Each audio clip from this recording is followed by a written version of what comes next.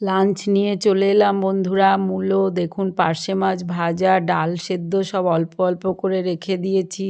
সারা দিনের রেসিপিগুলো তো কিছুটা করা হয়েছে, যেগুলো সেভাবে চলুন সাজিয়ে নিলেই হলো। দু একটা রাত্রের জন্যও থাকে। মাঝে মাঝে গরম গরম ভাত বানিয়ে নিয়েছি, ধোয়া ওটা দেখতেই পাচ্ছেন।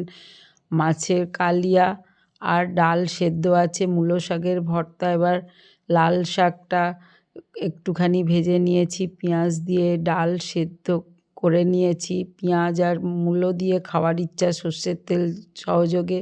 তার সঙ্গে মাছ ভাজাটা দারুণ লাগে। মূলো শাকের একটা রেসিপি বানিয়েছি ভর্তা করে। আর পার্শে মাছের ঝাল করেছি, এটা বয়েল রেসিপি ভাপা। আর নিয়েছি রুই মাছের কালিয়া বানিয়ে, সঙ্গে মূলোটা ছিল কুচিয়ে ফেললাম বন্ধুরা।